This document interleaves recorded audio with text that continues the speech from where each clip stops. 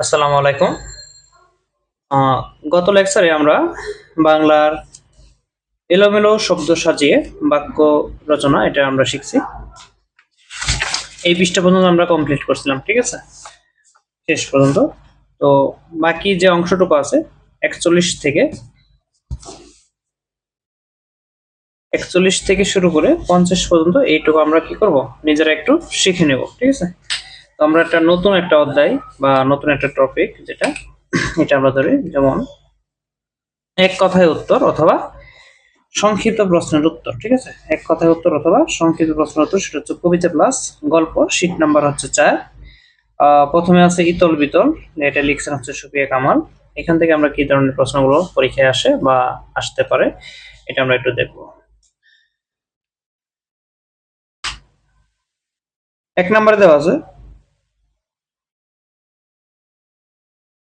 কার পাতার কথা বলা হয়েছে? ইতল বিতল, হ্যাঁ, কার পাতার কথা বলা হয়েছে?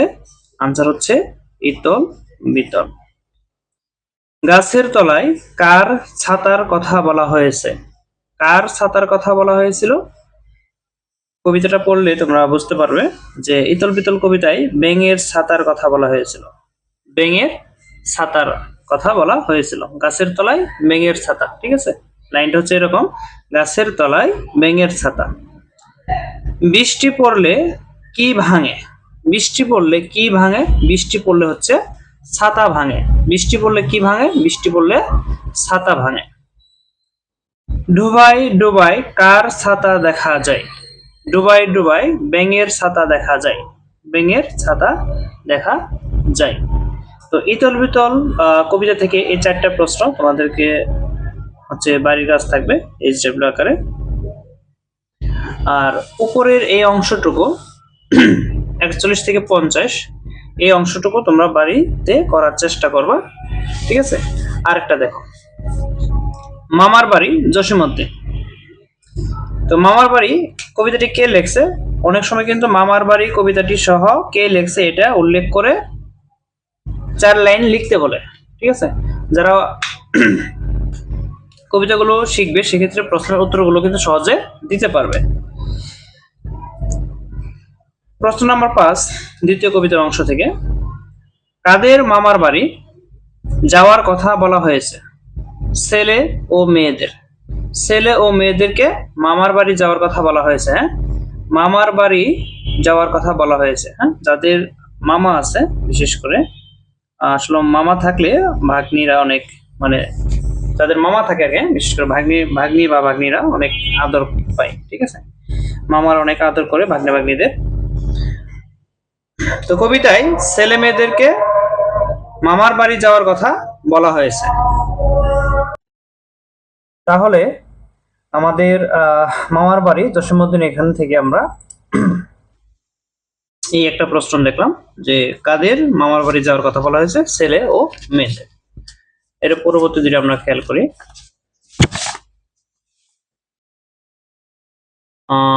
গলায় কি দিয়ে যাওয়ার কথা বলা হয়েছে? হ্যাঁ, গলায় কি দিয়ে, কি দিয়ে প্রশ্ন করছে, হ্যাঁ, কি বা কাকে বা কেমন, এগুলো দিয়ে প্রশ্ন করা হয়।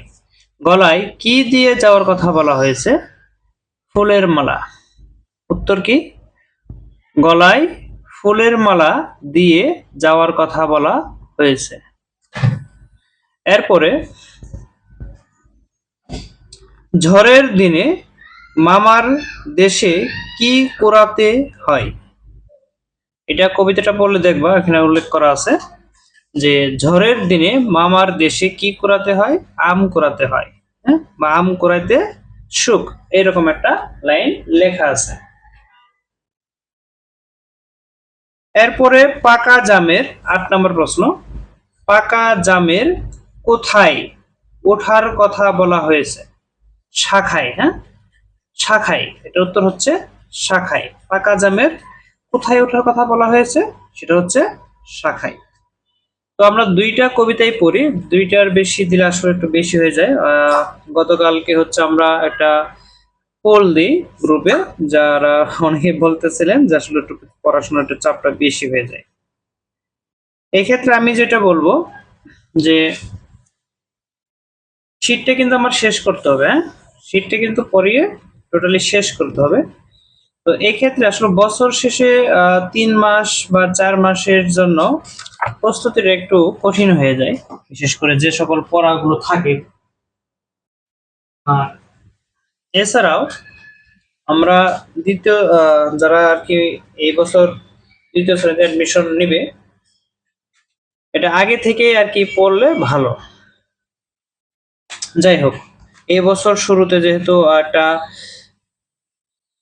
চাপ সৃষ্টি হচ্ছে, কারণ এটা হবেই স্বাভাবিক, কারণ হচ্ছে হুটহাট করে পরীক্ষার যে সিদ্ধান্তটা, এটা আরো 1 বছর আগে থেকে যদি সিদ্ধান্ত থাকতো, সেক্ষেত্রে হয়তো বা অভিভাবকরা খুব সহজেই বা তোমাদেরকে খুব সহজে আগে থেকে কিন্তু বিষয়টা তোমাদের এগুলো আগে থেকে শিখলে পড়াটা চাপ অতটা হতো না। তো যাই হোক, সব মিলিয়ে আমরা শীট নাম্বার 4 থেকে ইতল বিতল ও মামার বাড়ি, ইতল বিতল ও মামার বাড়ি এই দুইটা, হ্যাঁ, ইতল বিতল ও মামার বাড়ি এই দুইটা হচ্ছে এইচডব্লিউ, ইতল বিতল ও মামার বাড়ি এই দুইটা হচ্ছে আমাদের এইচডব্লিউ। আচ্ছা, এবার আসো ইংরেজি। ইংরেজি আমরা এর আগের ক্লাসে যতটুকু শেষ করছি ওই অংশটুকু আমরা বাদে বাকি অংশটুকু আজকে আমরা দেখব, তাহলে শেষ হয়ে যাবে। ঠিক আছে, এরপর আমরা কোশ্চেন পড়বো যে কি কি কোশ্চেন আসে। কোশ্চেন খুবই সহজ। এর আগে পড়ছিলাম হচ্ছে মেক সেন্টেন্স। তো মেক সেন্টেন্সের বাকি যে অংশগুলো আছে এগুলো একটু খেয়াল করি আমরা। এখানে দেওয়া আছে মর্নিং, তারপরে ডল। কালকে আমরা বলছিলাম যে কিছু যদি আমাদের বস্তু বোঝায়, বিশেষ করে doll, I have a doll, ঠিক আছে। তারপরে এখানে আর কি কি আছে, আই হ্যাভ এ দিয়ে বলার মতো কিছু না, আই হ্যাভ এ ডল বলা যায়, ঠিক আছে। আচ্ছা, দেখি এখানে কি কি দিছে। খেয়াল করি, প্রথমে দেওয়া আছে মর্নিং। তো এখানে আনসারটা লিখছে এইভাবে যে this is this is nice morning, হ্যাঁ, দিস ইজ নাইস মর্নিং, সকালটি সুন্দর। এরপরে দেওয়া আছে doll, this is this is এ ঢল, হ্যাঁ, this is a doll. Table, this is A table, this is A table. এই ধরনের বাক্যগুলি কিন্তু সবচেয়ে সহজে হয়ে যায় এবং মনেও রাখা যায়। This is this is A this is a doll, this is A table. তারপর রাইট, লেখা, I write a letter, I write a letter, I write a letter, I write a letter. তারপরে আছে ক্লোজ,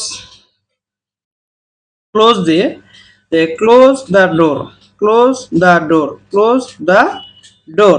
তারপরে আছে day, day মানে কি দিন। ইট ওয়াজ এ summer day, ইট ওয়াজ এ summer day, ঠিক আছে। ইট ওয়াজ এ সামার ডে অর্থাৎ এটি ছিল একটি গ্রীষ্মকালীন দিন।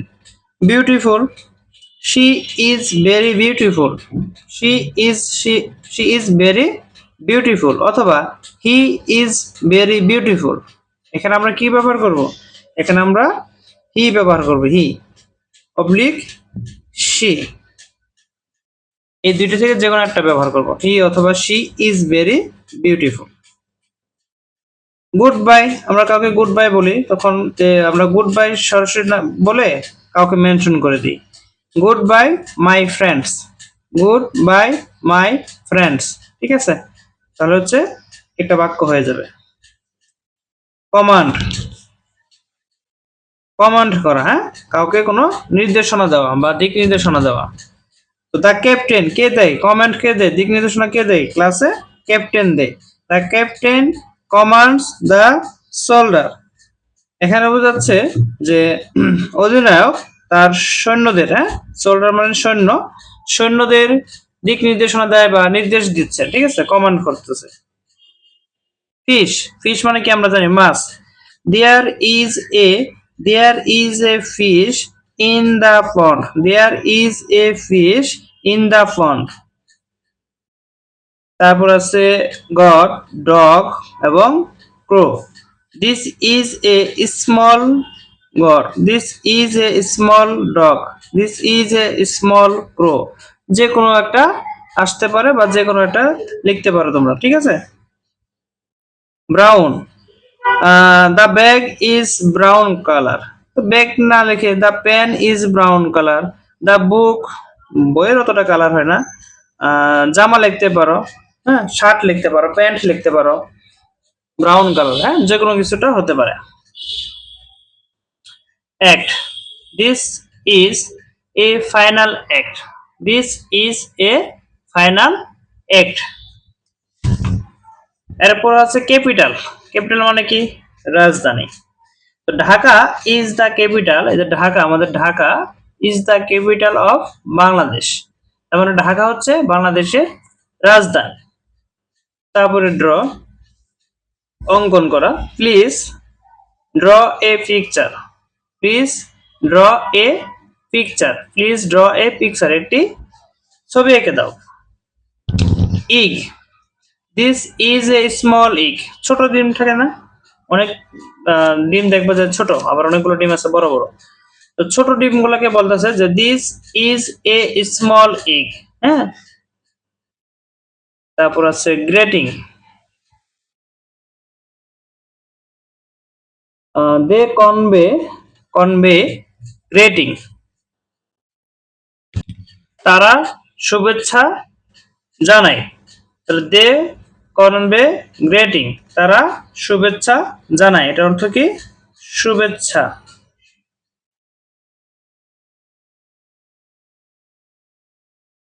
শুভেচ্ছা।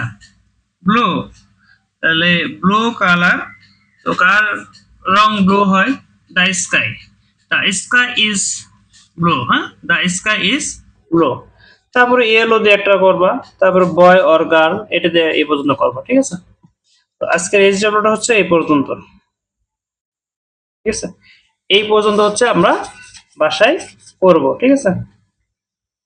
এরপর আসো গণিত, বাংলা ভার্সনের আর ইংলিশ ভার্সনের গণিতটা 4 থেকে 5 মিনিট পরে, ভিডিওটা স্কিপ করে 4 থেকে 5 মিনিট পরে থেকে দেখা শুরু করুন। গণিতে গত ক্লাস আমরা যোগ শিখছি, বা এবার আর একটু যোগের সম্পর্কে আর একটু ভালোভাবে ক্লিয়ার করি আমি বিষয়টা। যোগ আসলে আমরা সমষ্টি বুঝবো বা জোড়া লাগাবো বিষয়গুলো, হ্যাঁ, জোড়া শব্দগুলোকে বা সংখ্যাগুলোকে কি করব, এক এক করে জোড়া লাগাবো। এটা করে দেখাই আমি। 6 নাম্বার আছে,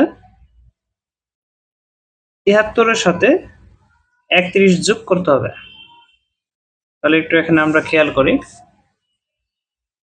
সবসময় ডান পাশ থেকে করতে হবে। কোন পাশ থেকে করব,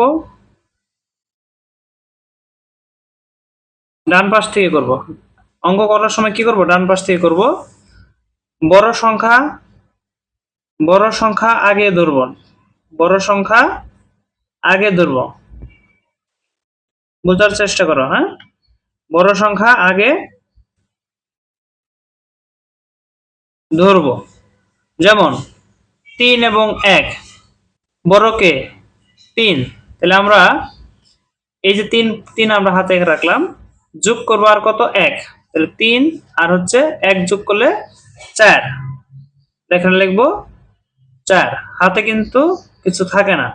আবার 7 এবং 3, তাহলে আমরা হাতে রাখবো 7, তারপরে 3 যোগ করবো, 7-এর পরে 8, 9, 10, তাহলে আমরা এখন লিখবো 10, তাহলে কত হলো, 104। এরকম ভাবে 23, 41, আচ্ছা এদিকে একটা দেখি, যোগ 23, 41।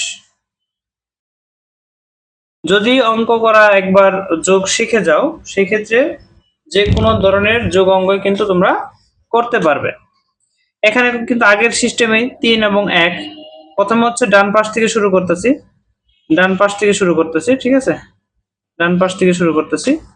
তারপরে হচ্ছে বড় সংখ্যাটা আগে ধরবো, যেমন 3, 3-এর পরে আর 1 যোগ করতে হবে, 3, 3-এর পরে কি 1, 3-এর পরে 1, 4, তাহলে এখানে হবে 4। এখানে 2 এবং 4 যোগ করতে হবে, তাহলে 4 হাতে থাকবে আর যোগ করব কত, 2, 4-এর পরে 5, 6, তাহলে আনসার হচ্ছে 64। আরেকটু বড় দেখে যদি দেখি আমরা, বড় না, একটা হাতে থাকবে এরকম একটা সংখ্যা থেকে 27, 25, 27 এবং 25 খেয়াল করো, এবার কিন্তু হাতে থাকবে, যোগ করো। কোথা থেকে যোগ করবো? এই পাশ থেকে।